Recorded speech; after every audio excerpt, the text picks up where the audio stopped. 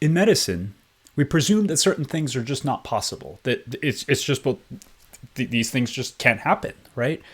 And certain things are possible because our definition of medicine say they're possible, and certain things are just not possible. So therefore, why would you even think about it?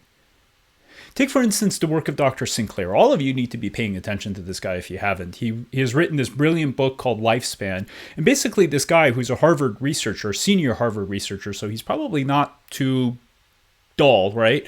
The senior Harvard researcher is basically redefining our understanding of aging. And basically saying, why do we age? Who says we have to age? Who says that by 80 years we have to fall apart and die? And he is literally redefining this entire concept of aging. But this isn't a conversation about Dr. Sinclair. This is actually a conversation about a warrior hero mom who has literally defied the odds of medicine. She's completely defied what medicine thought is possible and has chartered her own path.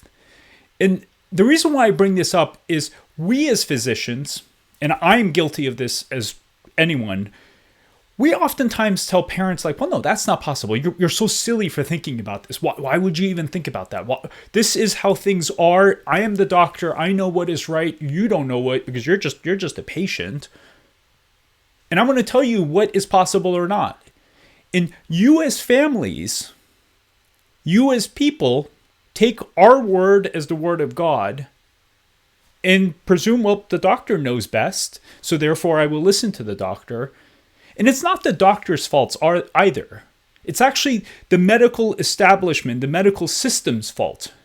Because our practice of medicine right now has become this black and white, like this is what is right, this is what is possible, and this is how we do things, and that is it, period, don't question it. So the doctors get indoctrinated into this thought pattern. So what is this story? What did this heroic mom do? Why am I even sharing this with you?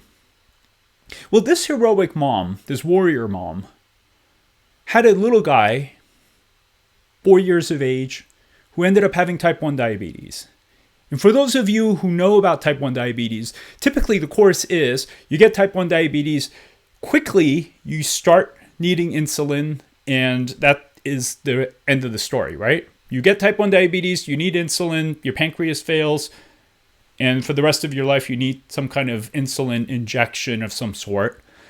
And they're doing incredible research. They're doing stem cell therapy. They're doing all kinds of things to redefine that and see if there's a way for us to regenerate the pancreas.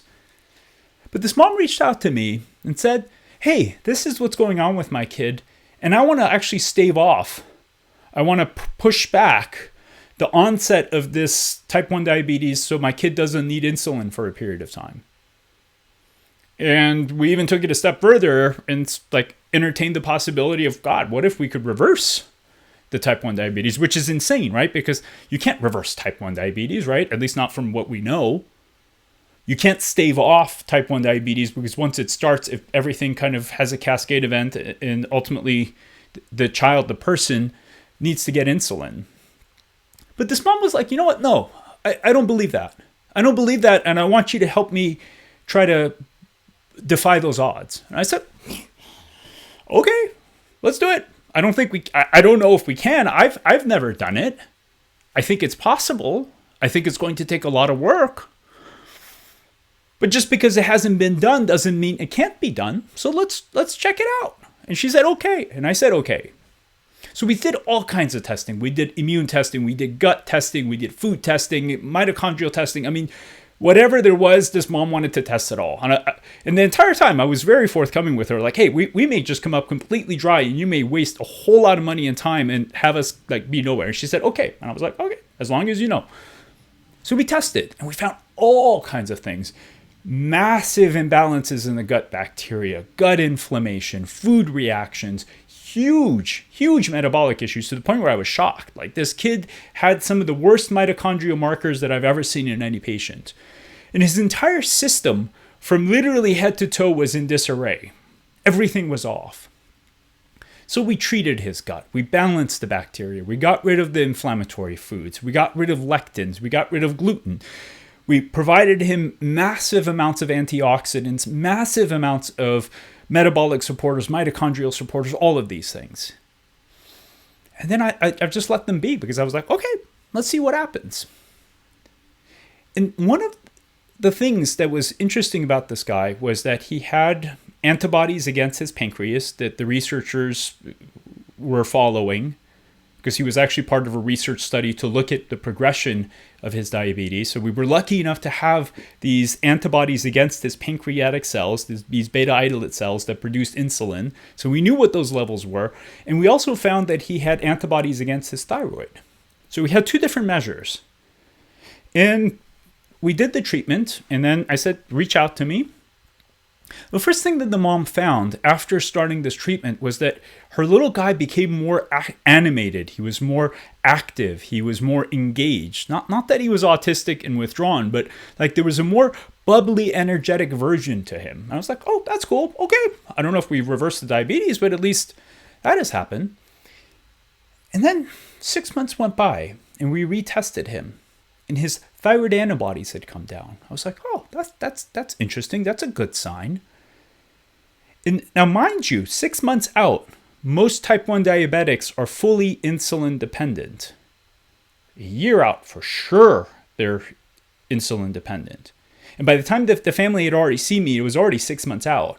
And now a year out, with a low sugar, low carb diet, so it's not like he was eating anything he wanted, but with a low sugar, low carb diet, this kid was completely off insulin and his blood sugars were actually completely normal, which was already significant.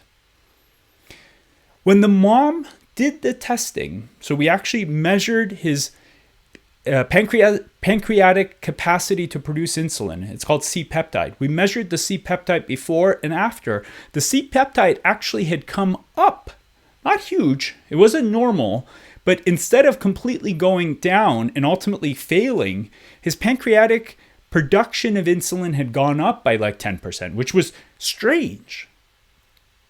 When we remeasured his pancreatic antibodies, the antibodies that were destroying the beta islet cells, these insulin producing cells, they had actually come down, which was also really interesting. Now, I wish the story would have been we reversed type 1 diabetes and oh my God, like this kid was miraculously cured. We didn't.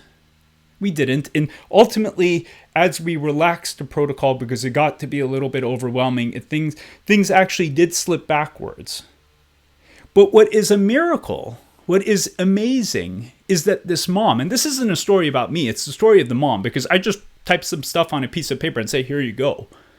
This mom, through all of her hard work, what she did is a year and a half out from the onset of the diabetes, was still able to keep her son off insulin and have him growing and have him thriving and having him be healthy. Now, that was the most important thing. I mean, if we controlled his blood sugars, but this kid was not growing and falling apart, like we hadn't achieved anything.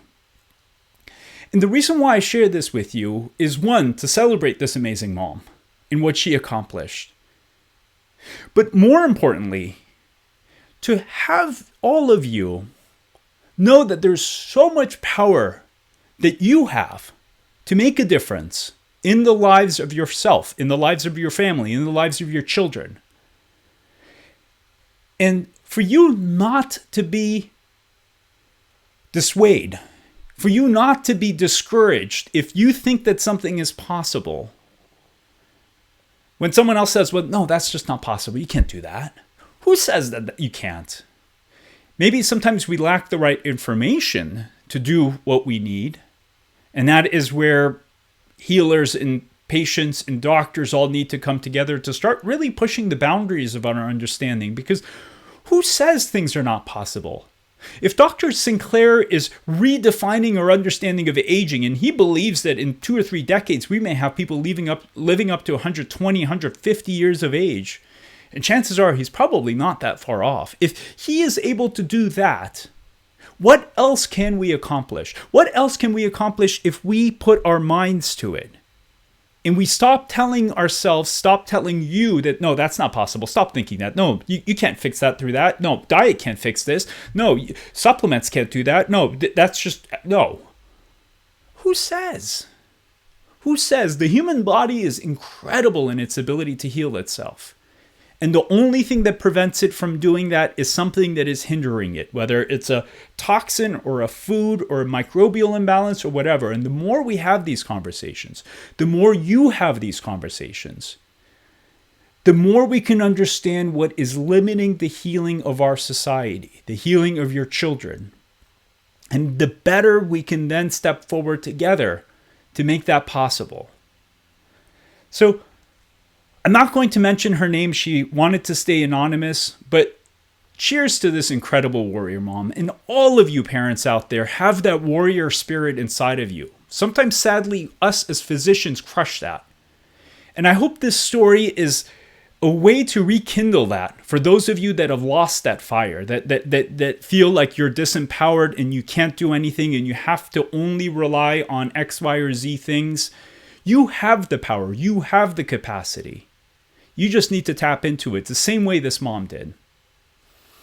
Thank you so much for watching. This is Dr. K. You be well. Bye-bye.